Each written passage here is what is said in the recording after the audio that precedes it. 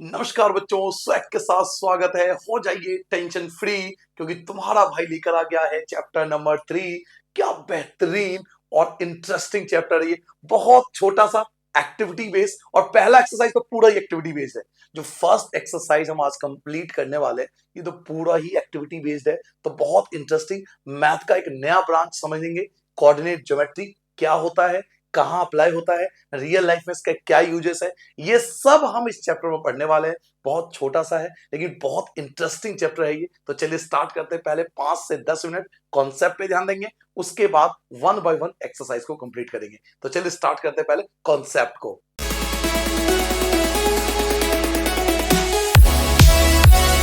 हाँ जी, तो आज ये सब यहां से स्टार्ट होता है। पहले एक्सरसाइज का एक छोटा सा कॉन्सेप्ट।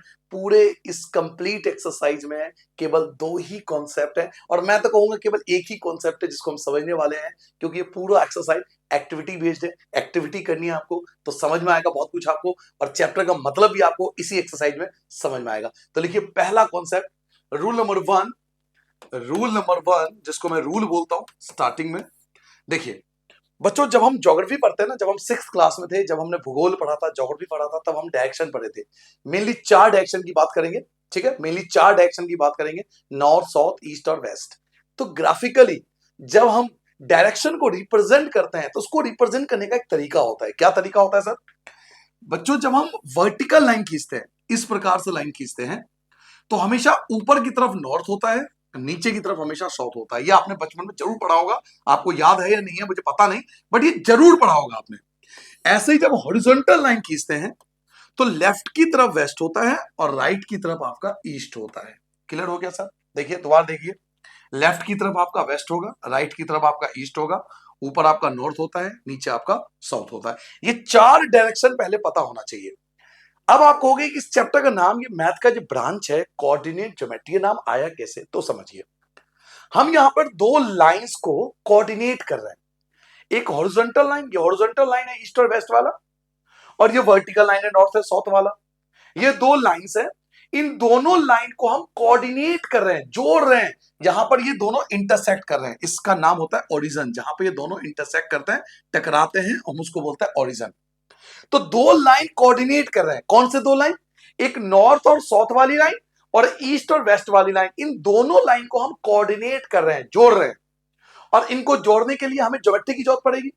हमें स्केल चाहिए, हमें पेंसिल चाहिए, हमें कंपास, क्योंकि कई बार एंगल का भी ध्यान रखना पड़ता है कि कितने का एंगल बनेगा, ये भी आगे बड़ी क्लास में पढ़ोगे। तो हमें ज्योमेट्री की नीड पड़ेगी। तो कोऑर्डिनेट कर रहे हैं और चाहिए ज्योमेट्री, तो इसलिए इस चैप्टर का नाम क्या पड़ा? Coordinate geometry. क्योंकि हम 2 लाइंस को कोऑर्डिनेट कर रहे हैं और इस कोऑर्डिनेट करने के लिए हम इस्तेमाल किसका कर रहे हैं? ज्योमेट्री का। तो क्या नाम पढ़ना चाहिए? Coordinate geometry. चैप्टर का मतलब समझ में आ गया? कोऑर्डिनेट ज्योमेट्री क्यों पढ़ा? क्योंकि 2 लाइन को कोऑर्डिनेट कर रहे हैं और कोऑर्डिनेट करने के लिए हमें ज्योमेट्री की नीड पड़ती है, इसलिए इसका नाम पड़ा कोऑर्डिनेट ज्योमेट्री। चैप्टर का नाम क्लियर हो गया? नाउ ऊपर कौन सा डायरेक्शन है? नॉर्थ, सबसे नीचे साउथ, आपके लेफ्ट में वेस्ट और आपके राइट में ईस्ट। ये 4 डायरेक्शन क्लियर हो गया, डायरेक्शन का कंफ्यूजन नहीं है। ये था रूल नंबर फर्स्ट।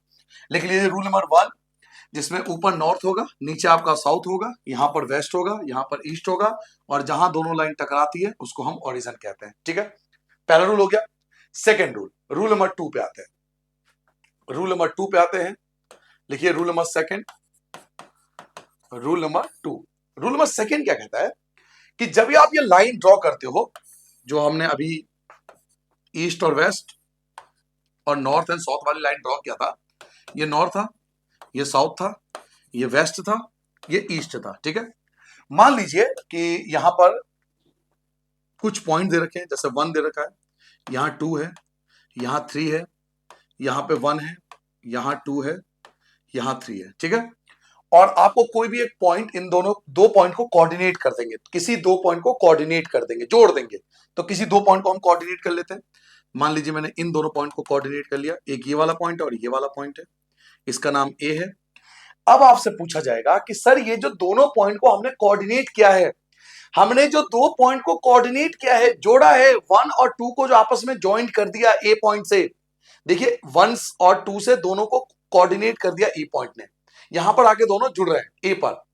तो इस पॉइंट का नाम क्या होगा? इस कोऑर्डिनेट पॉइंट का क्या नाम होगा? तो इसका नाम होगा 1, 2।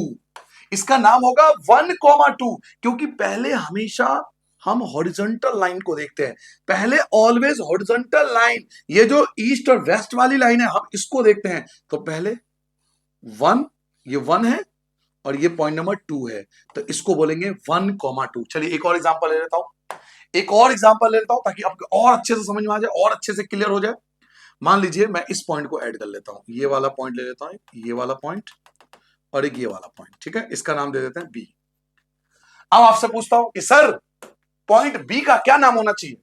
ये जो हमने ऐड किया है पॉइंट बी, इस वाले पॉइंट को और इस वाले पॉइंट को, इसका नाम क्या होना चाहिए? तो आप बोलोगे इसका नाम होना चाहिए 2,3। क्यों? क्योंकि एक तो ये 2 के सीध में, एक तो 2 के सीध में स्टेट में, 2 के सीध में और इधर 3 के सीध में, तो यहां पे 2 है और यहां पर 3 है, तो इसको बोलेंगे 2,3। इस कोऑर्डिनेट पॉइंट को, ये जो आप बी पॉइंट पढ़ रहे हो, ये जो आप ए पॉइंट पढ़ रहे हो, they are called coordinate point. इनको कोऑर्डिनेट पॉइंट कहते हैं क्योंकि एक पॉइंट पे दोनों जुड़ रहे हैं, दो पॉइंट एक पॉइंट पे मिल रहा है, यहां 2 है और यहां 3 है, तो इसको बोलेंगे 2,3। उल्टा मत लिख देना, 3,2 गलत हो जाएगा। हमेशा पहले हॉरिजॉन्टल लाइन को देखते हैं, ऑलवेज पहले, ये मैथ में हॉरिजॉन्टल लाइन को पहले देखते हैं। सर जी ऐसा क्यों? हॉरिजॉन्टल लाइन को ही क्यों देखते हैं? क्योंकि इसको एक्स एक्सिस पढ़ते हैं, जो हम आगे पढ़ेंगे अगले एक्सरसाइज में।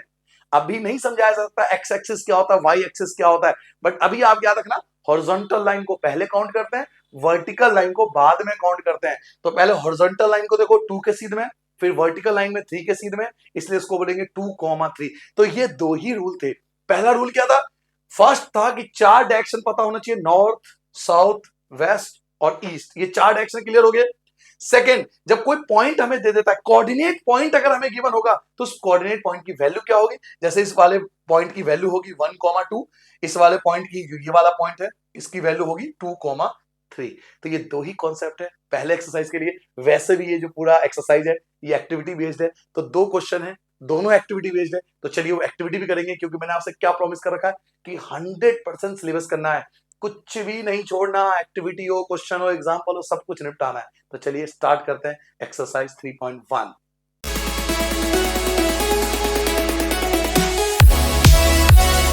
हाँ जी सर, तो आ जाइए सबके सब आ जाइए, स्टार्ट करते हैं पूरा एक्सरसाइज को। दोनों क्वेश्चन एक्टिविटी बेस्ड है। फर्स्ट क्वेश्चन एक्टिविटी की नीड पड़ेगी तो समझना है आपको। पहला क्वेश्चन देखिए क्या है आपके पास, हाउ विल यू डिस्क्राइब, आप कैसे डिस्क्राइब करोगे the position of a table lamp, एक टेबल लैंप, ये रहा आपका table lamp, on your study table, जो कि आपके स्टडी टेबल पे रखा हुआ है, ये रहा आपका स्टडी टेबल। तो दो चीजों की जरूरत पड़ेगी, एक स्टडी टेबल है, उस स्टडी टेबल के ऊपर एक लैंप रखा हुआ है, स्टडी लैंप रखा हुआ है। तो आप इस चीज को कैसे एक्सप्लेन करोगे?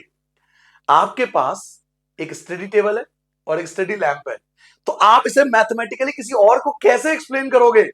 तो हम कैसे एक्सप्लेन करेंगे, ये तरीका समझिए। इसके लिए हम दो लाइन को ड्रॉ करेंगे। हम मान लेंगे कि ये वाला जो पॉइंट है ये ओरिजिन है, ठीक है। इसके बाद यहां से एक हॉरिजॉन्टल लाइन ड्रॉ करेंगे, ये हॉरिजॉन्टल लाइन है, मान लीजिए हॉरिजॉन्टल लाइन है, एक हॉरिजॉन्टल लाइन ड्रॉ करेंगे यहां से, ये हॉरिजॉन्टल लाइन ड्रॉ कर दिया हमने, और ये हमने वर्टिकल लाइन ड्रॉ कर दिया, ये आपका वर्टिकल लाइन है, ठीक है। ये आपका हॉरिजॉन्टल लाइन है जो आपका ईस्ट और वेस्ट वाला था, ये आपका वर्टिकल लाइन है जो नॉर्थ एंड साउथ वाला था। अब इस टेबल लैंप की पोजीशन को कैसे एक्सप्लेन करेंगे? तो स्केल उठाएंगे और हम ये देखेंगे कि ये हॉरिजॉन्टल लाइन से, स्केल उठाएंगे, एक स्केल लेंगे, स्केल को उठाएंगे और चेक करेंगे कि ये हॉरिजॉन्टल लाइन से कितना दूर है। ये जो स्टडी लैंप है हमारा, ये हॉरिजॉन्टल लाइन से कितना दूर है? तो स्केल से मैंने नाप लिया, लगभग अंदाजे से आप कुछ भी लिख सकते हो। मान लीजिए कि ये हॉरिजॉन्टल लाइन से, ये हॉरिजॉन्टल लाइन से 10 सेंटीमीटर दूर है, ये हॉरिजॉन्टल लाइन से 10 सेंटीमीटर दूर है, और ये वर्टिकल लाइन से मान लीजिए 25 सेंटीमीटर दूर है। आप कुछ भी हो सकता है भाई, जरूरी नहीं है कि आप स्टडी लैंप यहां रखो, कोई यहां भी रख सकता है, कोई यहां भी रख सकता है, कोई इधर भी रख सकता है, कोई कोने पे रख सकता है, उसकी मर्जी भाई, मना थोड़ी कर दोगे। स्टडी लैंप तो कहीं भी रखी जा सकती है पोजीशन के हिसाब से।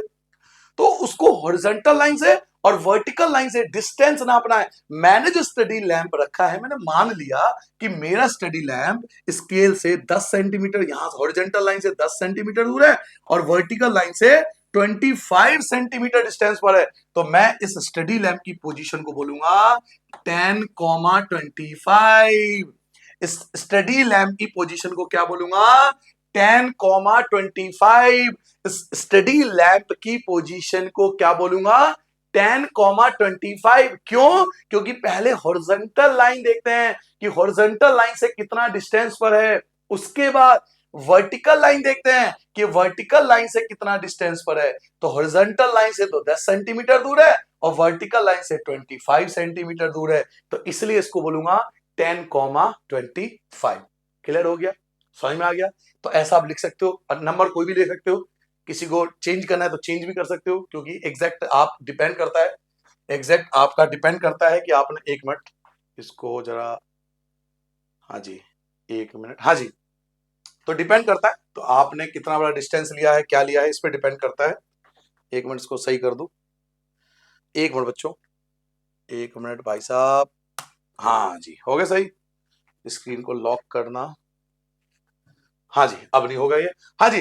तो ये डिपेंड करता है, ये वैल्यू चेंज हो सकती है, कोई परेशानी नहीं है, आप डिफरेंट वैल्यू ले सकते हो, कोई ऐसा नहीं है कि यही वैल्यू लेनी है, आप डिफरेंट वैल्यू को भी ले सकते हो क्योंकि एक्टिविटी है।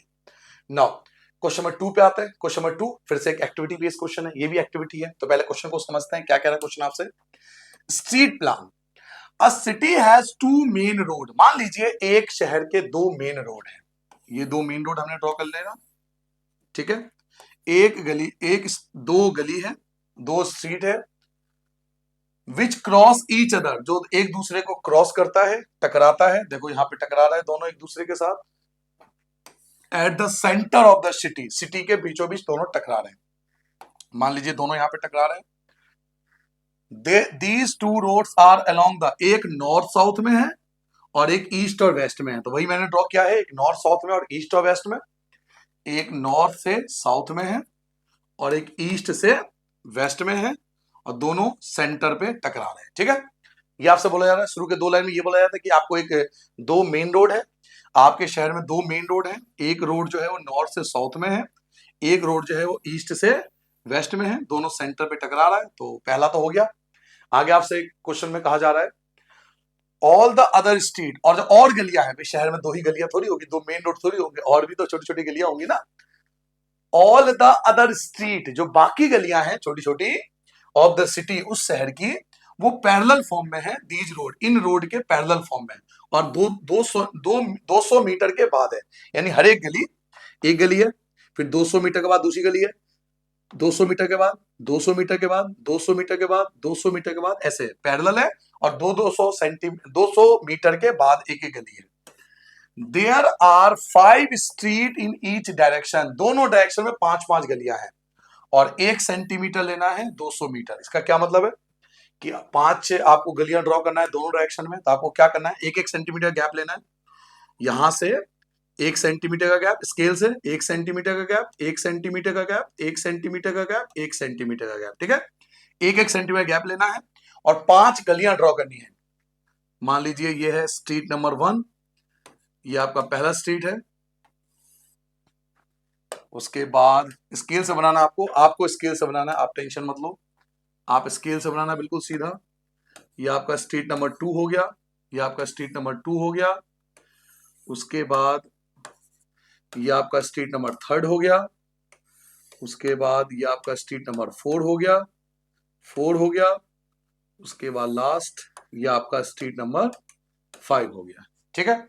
ऐसे ही आपको दूसरे डायरेक्शन में 5 गलियां लेना है, 1-1 सेंटीमीटर के बाद, यहां मान लीजिए 1 सेंटीमीटर, ये भी 1 सेंटीमीटर, ये भी 1 सेंटीमीटर, ये भी 1 सेंटीमीटर, ये भी 1 सेंटीमीटर, तो उसके बाद आपको 5 गलियां लेनी है। मान लीजिए पहला स्ट्रीट है, ये आपके पास दूसरा स्ट्रीट है, उसके बाद ये आपका तीसरा स्ट्रीट है, ये आपका 4th स्ट्रीट है, और ये आपका 5th स्ट्रीट है, ठीक है सर। 5 स्ट्रीट होगा, दोनों डायरेक्शन में 5-5 गलियां लेना है, एक नॉर्थ साउथ में भी 5 गलियां लेनी है, और ईस्ट और वेस्ट में भी 5 गलियां लेनी है। इस प्रकार से आपको डायग्राम बनाना है। अगर आप स्केल से बनाओगे ना, कुछ ऐसा बनेगा, देखिए स्केल से कुछ ऐसा बनेगा।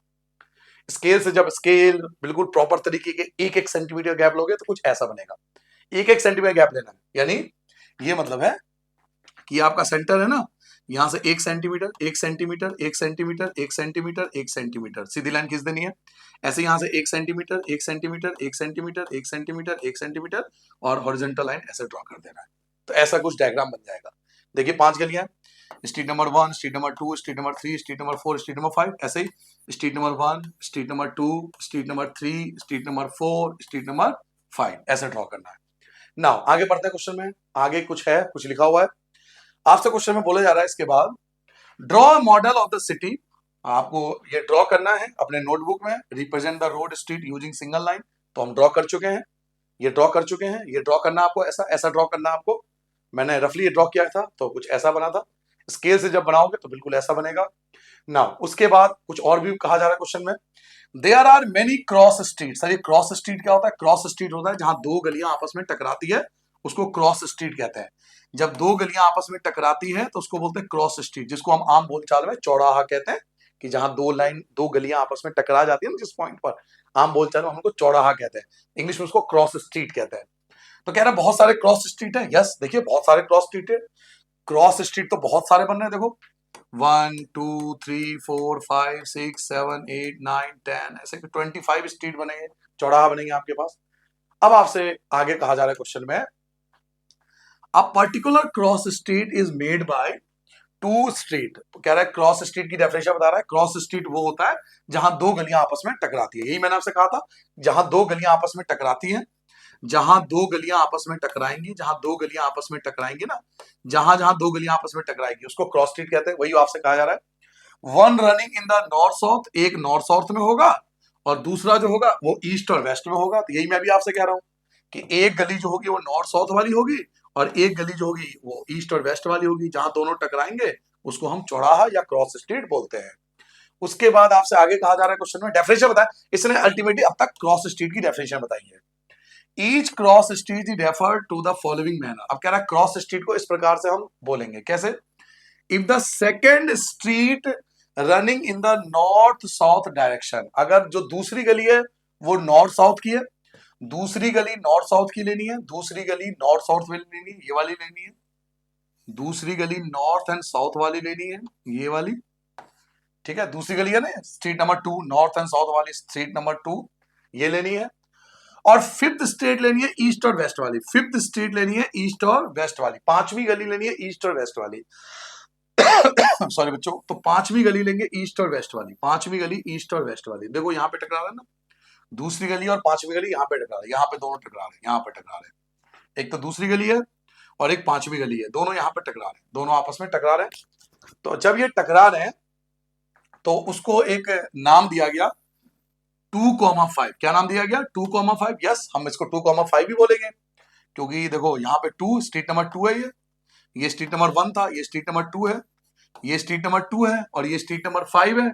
तो जब ये टकराएगा तो इसको हम 2,5 भी बोलेंगे। बिल्कुल सही बात है, 2,5 बोलेंगे। यहाँ पे देख लो आप, यहाँ से स्ट्रीट नंबर 2 लेनी है और यहाँ से स्ट्रीट नंबर 5 लेनी है। तो इस वाले पॉइंट को यहाँ से स्ट्रीट नंबर 2, ये वाली स्ट्रीट नंबर 2 लेनी है और ये वाली स्ट्रीट नंबर 5 लेनी है। तो जब यहाँ दोनों टकराएंगे तो इस पॉइंट को हम बोलेंगे 2,5, बिल्कुल बोलेंगे 2,5 बोलेंगे।